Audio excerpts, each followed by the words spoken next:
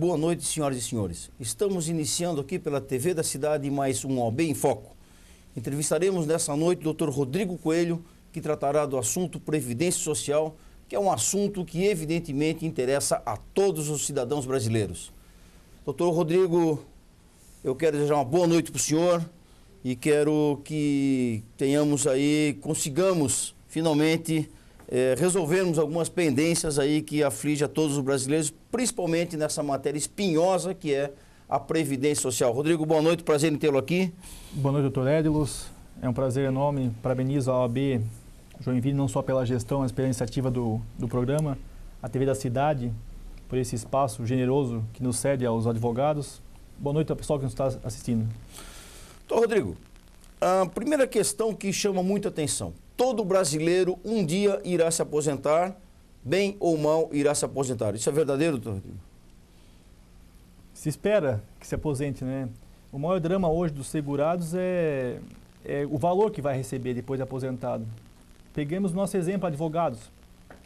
Desde 99 foi criado o fator previdenciário, que é uma forma de cálculo que leva em conta as contribuições que o pessoal fez desde julho de 94, quando começou o Plano Real, até o dia anterior que a pessoa requer o seu benefício no INSS. E sobre essa média das contribuições, se aplica o chamado expectativa de sobrevida, que é um cálculo que leva em conta a idade da pessoa quando ela se aposenta e o quanto vai viver depois de aposentado, com base numa tabela do IBGE.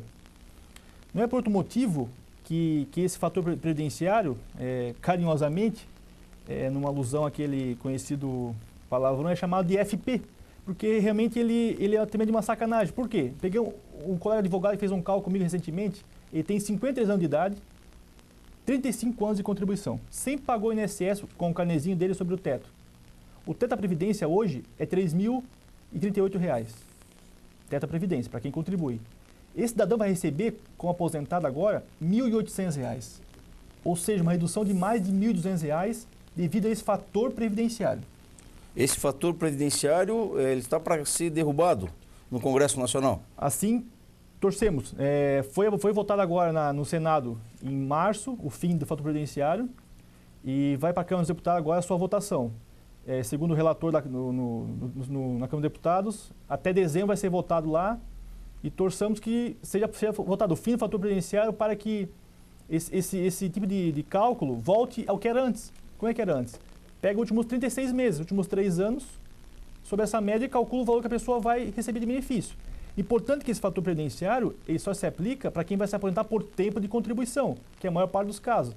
Quem se aposenta por idade, no caso do homem, aos 105 anos de idade e a mulher aos 60 anos de idade, não se aplica o fator previdenciário.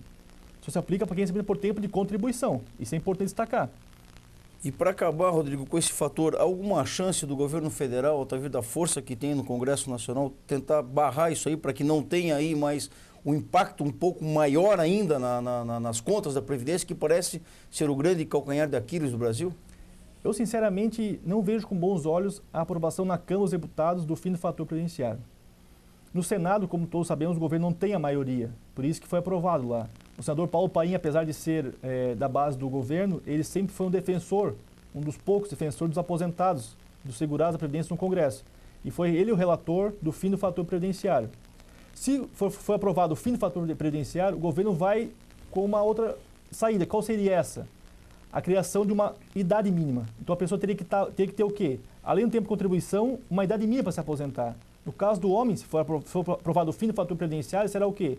35 anos de contribuição e 60 anos de idade. Hoje não é assim. E ainda assim pela média dos 36 últimos meses de contribuição. Exatamente. Mas se eu ficar a vida inteira sem contribuir, aí quero me aposentar daqui a 36 meses, adianta eu recolher daí pelo teto os 36 meses e achar que eu vou me aposentar bem? Não, porque existe uma carência mínima. Existe um mínimo de contribuição que a pessoa tem que ter para se aposentar. Por exemplo, em 2008, que é o ano que a gente está, a pessoa tem que ter no mínimo 13 anos e 6 meses de contribuição. Uma carência mínima de contribuição.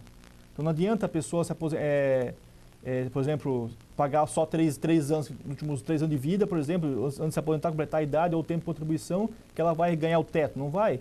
Ela tem que ter um mínimo de carência.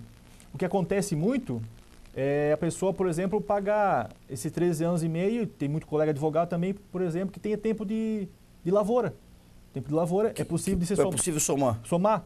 A partir dos 12 anos de idade, já foi pacificado isso no STJ, inclusive, Dos 12, normalmente até o batalhão, até os 18 anos, são 6 anos que a pessoa pode somar o tempo de carteira, o tempo de advogado como empregado, advogado mesmo como autônomo, e poder se aposentar por tempo de contribuição. Mas desde que efetivamente comprove esse tempo de lavoura. Não adianta querer plantar umas testemunhas assim no processo e dizer, não, ele trabalhou na lavoura e não conhece a diferença de um tomate para um alface. Não, o tempo rural ele é bem rigoroso, a sua comprovação é com certidão do INCRA, declaração do sindicato rural, certidão de casamento dos pais, consta a profissão do pai como lavrador, nascimento dele e dos irmãos, consta lá a qualificação do pai como lavrador, histórico escolar, consta lá a qualificação do pai no colégio dele como lavrador. São vários documentos que provem que o cidadão tem uma certa ligação com o meio rural. Não basta apenas provar, também na roça, pega as testemunhas e ganha. Não é assim não.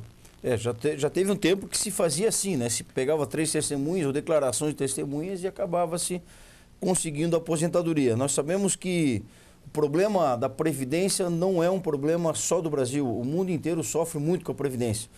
Com a questão da aposentadoria das pessoas, a gente não se prepara, na verdade, para que um dia nós tenhamos obrigatoriamente que descansar.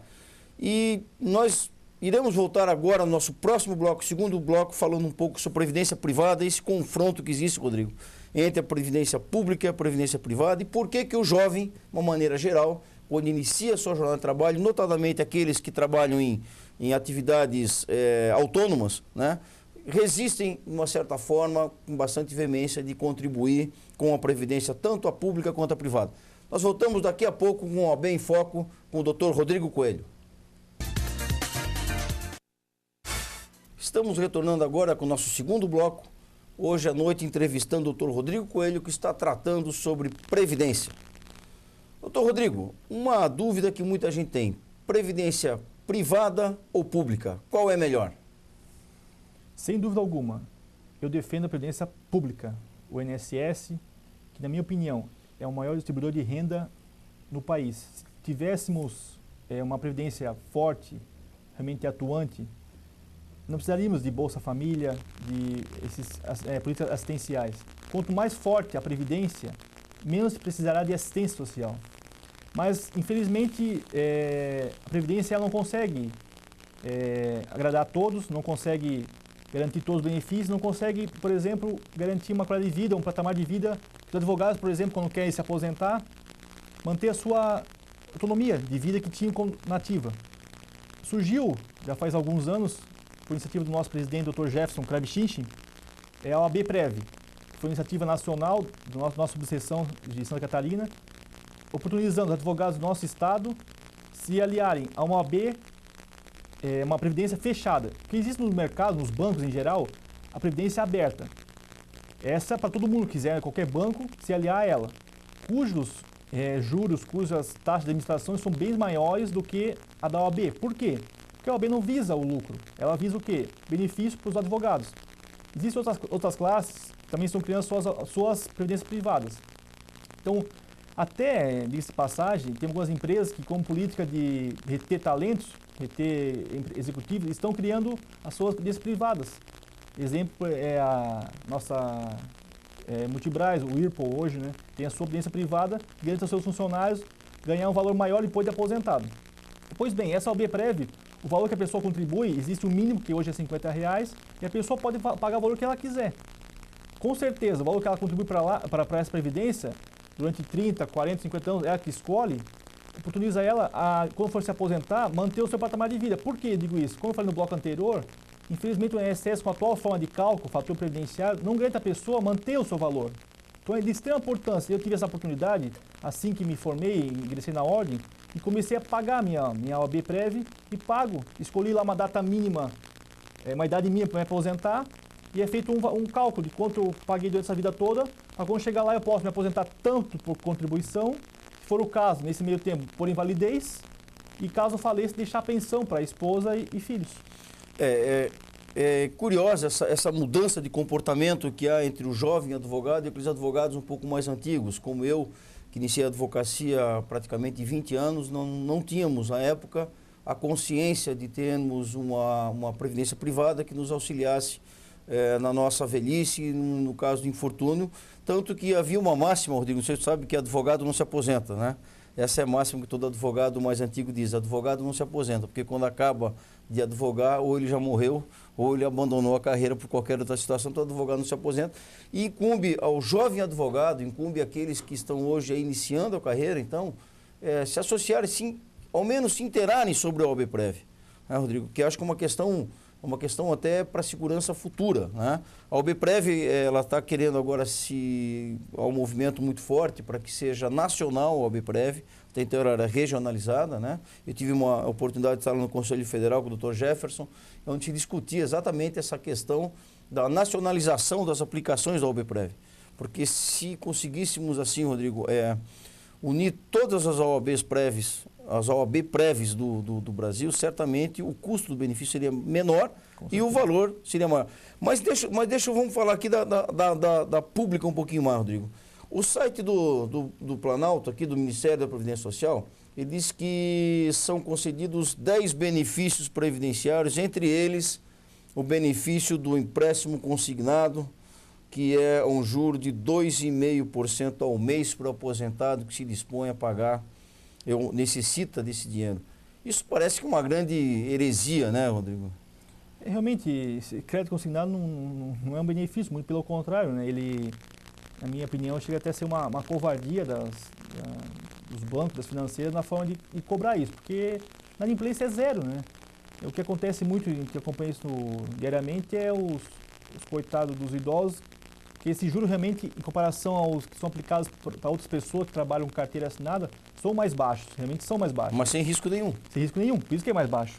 Por isso que é mais baixo, realmente. Então, o que acontece? Os netos dos filhos que estão endividados aproveitam o avô, o pai que é aposentado, e emprestam dinheiro nessas financeiras, que hoje banalizou, né? Tem muita financeira, tudo que é esquina tem financeira, até panfletagem nos terminais de ônibus. E empresta dinheiro. O máximo que se pode fazer é reter 30% do valor do benefício de consignado. Não pode mais do que isso. E até o máximo de 36 meses. Hoje o juro está de 2,5%, já foi maior, foi reduzindo, hoje está em 2,5%. 36 meses é o prazo máximo para pagar essa dívida e 30% é o máximo que se pode consignar mensalmente. Então não existe mais a hipótese, Rodrigo, de se fazer novo empréstimo, de pagar o empréstimo anterior, como vinha acontecendo no Brasil? O que acontecia antigamente? Não só isso, não pode mais fazer isso, não pode fazer isso mais, mas acontecia empréstimos, por exemplo, por telefone. Como acontece hoje, pedir telefone por CPF, né? E acontecia muita fraude. O que não pode mais também é a pessoa fazer empréstimos de outro estado, por exemplo. Se eu sou de Santa Catarina, não posso fazer empréstimo numa financeira no Paraná, para evitar a fraude. Então a chance é bem menor de ter fraude. Mas ainda assim, Rodrigo, eu imagino que no campo isso deva pegar assim de uma forma bem violenta, né? Os aproveitadores aí dos nossos coitados aí que trabalham no campo e que não têm lá muito acesso à informação, que acabam não sabendo disso, acabam emprestando o CPF e alguns dados pessoais aí. Caso problema, eu vi esses dias uma reportagem, Rodrigo, na televisão, exatamente sobre umas fraudes que estavam ocorrendo no Nordeste do Brasil, com aproveitadores aí de benefícios, falsos benefícios previdenciários. As pessoas sabem que não tem mais como voltar, a não ser que contratem um advogado para tentar. É possível desfazer esses contratos? Infelizmente, regra geral, esses contratos são contratos de gaveta, né? Como se diz no dia a dia, e as cláusulas deles não são assim as cláusulas tão absurdas. O juro é baixo, o valor que a pessoa empresta, realmente ele é um valor, por exemplo, a pessoa ganha lá R$500 por mês, aí empresta R$3.000, se consigna 30% do valor, vai ter que pagar isso, a não ser que haja fraude, para provar que houve algum erro, mas desfazer esse empréstimo pelo simples fato da pessoa não ter condições mais de pagar, não há como fazer isso. Mas nos atuais índices inflacionários, Rodrigo, um empréstimo qualquer que seja 2,5% de juros sem risco, é uma taxa consideravelmente alta. Com certeza, com certeza. Então por isso que vai aqui o alerta, que a pessoa que realmente antes de fazer um empréstimo, pense 2, 3, 10 vezes se realmente precisa desse dinheiro. Porque muitas vezes a pessoa quer pegar esse dinheiro para fazer uma pequena compra de alguma televisão que hoje está um pouco mais barata, mas não faça empréstimo bancário, esse empréstimo consignado, porque realmente é uma covardia em termos de cobrança deles. Que a pessoa, por exemplo, no mês, ela pode ter algum acidente, alguma doença, ter que comprar algum remédio e não ter. E não pode adiar para o próximo mês o pagamento de 2 parcelas por esse empréstimo. Porque vem descontado em folha já direto. É direto, é automático. E se a pessoa transfere, como muitos fizeram, transfere de um banco para outro o pagamento do benefício previdenciário, o banco vai atrás cobrar isso aí. Bom, eu entendo que sempre penso que qualquer pessoa que vá fazer qualquer espécie de contrato, seja ele para comprar um automóvel, para comprar uma casa, ou para comprar fazer até um contrato de previdência desse, de empréstimo na previdência, que consulte sempre um advogado. Somente o advogado é capaz de dizer para a pessoa se ela deve ou não fazer, com uma segurança bastante grande, para que a pessoa não vá se arrepender depois e não volte ao advogado depois dizendo: olha, eu fiz um contrato mal feito e agora o senhor tem que me ajudar e a justiça tem que resolver. Voltamos já no terceiro bloco, doutor Rodrigo Coelho, falando um pouco mais sobre previdência privada e previdência pública no Brasil. Retornamos agora no nosso terceiro e último bloco do OAB em Foco dessa noite, com o doutor Rodrigo Coelho. Estamos tratando sobre previdência de uma maneira geral. Doutor Rodrigo, tem uma curiosidade que me chamou muita atenção e é um fato que realmente me deixou até uma certa forma chocado. Chegou um cidadão no meu escritório, um belo dia, com um acidente de trabalho. Ele sofreu um acidente de trânsito no trabalho e perdeu parte de uma perna. Ficou no encosto, como se diz aí, um tempo no encosto, e encaminhou a documentação para aposentadoria. E o setor de perícias do INSS o aposentou e disse que ele teria que retornar em 2 anos para ver se aquela fatalidade que havia ali ocorrido ainda permanecia ou não. É possível no Brasil alguém renascer uma perna, doutor Rodrigo? Na verdade, doutor Edlos, a partir de 2003, o INSS está começando a aplicar a lei de 91, que diz o quê? Que mesmo aposentado por invalidez, a cada 2 anos deve ser submetido a nova perícia médica. A lei nossa obriga a cada 2 anos a pessoa, mesmo que tenha perdido as 2 pernas, se for um caso tremendo, absurdo, que a pessoa tem que ir lá no INSS para pelo menos mostrar as caras, ver como é que está, se ela pode ou não, se for o caso, voltar a trabalhar. Porque com o avanço da medicina, não é o caso do seu cliente, não vou entrar no mérito do problema dele. Se, por exemplo, seria motorista de ônibus, não tem como dirigir nunca mais. Ele é motorista de caminhão. Nunca mais. Mas, se, por exemplo, ele é advogado, ele pode trabalhar. Né? Se ele é advogado, mesmo sem uma perna, ele pode trabalhar. Então, a lei da Previdência, ela obriga o INSS, e agora em Joinville, até depois de 40 anos, de uma única agência, que foi inaugurada agora em março desse ano, uma segunda agência na rua Graciosa, no Guanabara. Temos hoje 2 agências com mais médicos perícios contratados. Hoje, realmente, a perícia médica do INSS, se comparado ao que era antigamente, está muito melhor em termos de quantidade de médicos. Em termos de tratamento dado aos segurados, infelizmente, está cada vez pior. Eu digo isso porque diariamente não são poucos os nossos clientes que saem do INSS chorando e chegam no nosso escritório, às vezes traumatizados por ter sido maltratados por médicos que sequer olham um atestado que as pessoas levam. Atestado muitas vezes de especialistas renomados em Joinville que estão tratando a pessoa e recomendo: o senhor deve ficar afastado do trabalho por pelo menos uns 3 meses, porque a sua doença é grave. Se o senhor voltar a trabalhar, você tem risco, inclusive, de sofrer um acidente de trabalho ou até vir a falecer. Chega no INSS, em menos de 1 minuto, a pessoa mal senta, o médico nem olha para a pessoa, nem examina, nem olha os exames e libera a pessoa para o trabalho. A pessoa tem que jogar de empurra-empurra do INSS para a empresa. A empresa corretamente não autoriza a pessoa a trabalhar. Está correto. Que inclusive é um risco para a empresa. Exatamente. Aceitar uma pessoa nessa situação. Exatamente. E a pessoa volta para o INSS, faz uma perícia, chamada período de reconsideração. Novamente, uma perícia o INSS não aceita. E a pessoa, qual é a única saída? Infelizmente, é entrar com o processo na justiça. Nós temos em Joinville, juizado especial hoje, 2 varas, com 4 juízes, 2 juízes em cada vara. A pessoa pode entrar com o processo lá, através de advogados. Nós temos as 2 faculdades aqui, a CE, a Univille, que faz trabalho de encaminhamento do processo. Outra vez, o seu advogado de confiança, a pessoa propõe um processo, juizado especial federal. Se for caso de auxílio doença previdenciária, se for caso de trabalho, que foi o caso do seu cliente, na justiça estadual, na vara da fazenda pública, o juiz nomeia o médico perito de confiança dele, examina a pessoa e diz se ela pode ou não voltar ao trabalho, paga o atrasado desde que foi cortado o benefício no INSS e dá um prazo mínimo, se for o caso de 6 meses, 1 ano ou 2 anos. Então, esses 2 anos, repito, é o prazo que a pessoa realmente tem que voltar ao INSS para ver como é que ela está. Tanto é isso que agora, em início de setembro, No Brasil todo, mais de 7 mil pessoas foram convocadas pelo INSS, pessoas que estão há 10, a 15, a 20 anos aposentadas por invalidez, para fazer nova perícia. Pessoas que estavam antes de fazer perícia. Se mudar o critério de análise do perito, então é possível que a pessoa perca a aposentadoria, que até então era segura. Não são poucos as pessoas que estão perdendo benefício. Infelizmente, ou felizmente, de um outro lado, com o avanço da medicina, tem doenças que antigamente eram incuráveis, mas hoje são curáveis, né? São curáveis. Mas o problema maior qual que é? É a pessoa que está 10 anos aposentada por invalidez, com uma certa idade... Como é que ela vai voltar para o mercado de trabalho? Fora do mercado de trabalho, sem qualificação muitas vezes, como é que ela vai voltar para o trabalho? Não tem isso, na verdade, eu acho que é uma crueldade que se faz, porque se o Estado um dia aposentou alguém por invalidez e deixou lá 10, 15 anos aposentado, como é que vai reinserir essa pessoa no mercado de trabalho? Quer dizer, vai jogar ou na marginalidade ou mais um bolsão de desemprego aí para receber, quem sabe, algum benefício desses aí que tem tantos. É verdade. Infelizmente, os peritos do INSS são muito rigorosos. Você tem apenas a questão médica. Quando você tem, a lei diz o quê? Que a pessoa deve ser avaliada na hora da perícia. O grau de instrução, a sua qualificação, o seu nível cultural, a sua idade, são vários critérios que devem ser avaliados. Tanto é isso, e aproveito a oportunidade para destacar uma recente decisão do juiz aqui de Joinville Federal, o Dr. Marcos, da segunda vara, nos casos de soro positivos, portadores do HIV.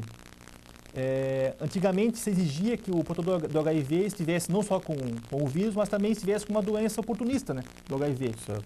Não bastava o vírus. Hoje, com essa decisão e várias outras da turma recursal, da turma nacional, inclusive do STJ, dizendo o quê? Que devido ao estigma social, ao altos e baixos dessa doença, a outros motivos como o grau de instrução, qualificação da pessoa, basta a pessoa hoje tendo a qualidade de segurar, ou seja, estando contribuindo para o INSS, se ela tiver o HIV, ela consegue o benefício de outra doença. Isso é um avanço para quem é portador do HIV. Mas deveria ser esse avanço estendido para outras doenças também, ou é estendido para outras doenças, como câncer, por exemplo?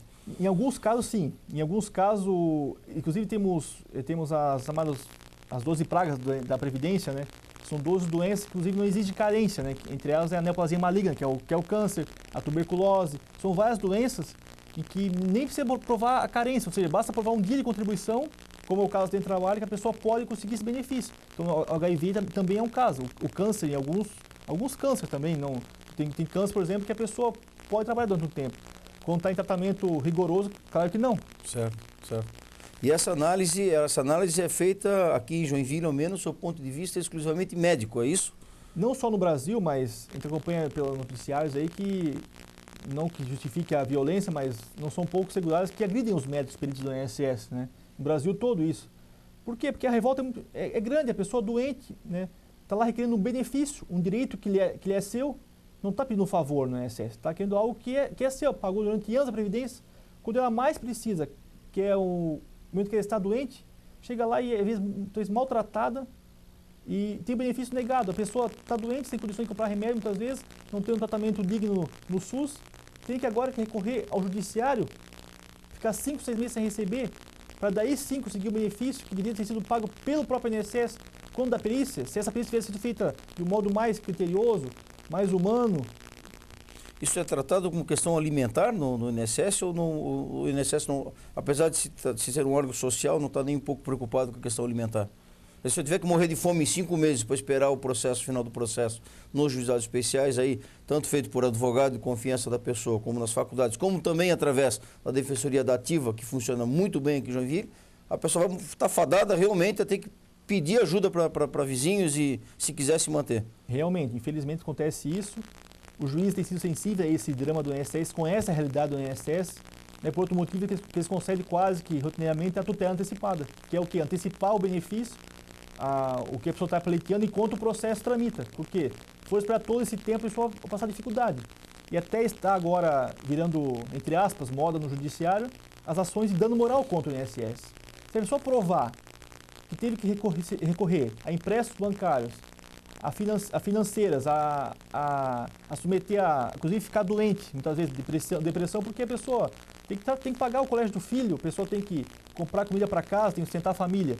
E doente, às vezes problema ortopédico, por exemplo, a depressão com certeza se aproveita e vem, né? O que acontece? Provando todos esses dramas que a pessoa teve durante esses 6 meses, além do benefício de auxílio-doença conseguindo na justiça, a pessoa consegue depois uma ação de dano moral contra o INSS, que será um valor arbitrado pelo juiz, e isso tem sido, nos últimos anos, muito bem feito. É isso aí. O OAB em Foco dessa noite vai ficando por aqui. Doutor Rodrigo, muito obrigado. Eu gostaria imensamente de ter um quarto, um quinto, um sexto bloco para continuarmos a conversar. E certamente o senhor será convidado novamente a participar do nosso programa, porque essa conversa franca com o nosso telespectador é muito interessante, não só para os advogados, mas também para toda a comunidade. O OAB em Foco vai ficando por aqui. Aguardo o apoio de todos na próxima semana.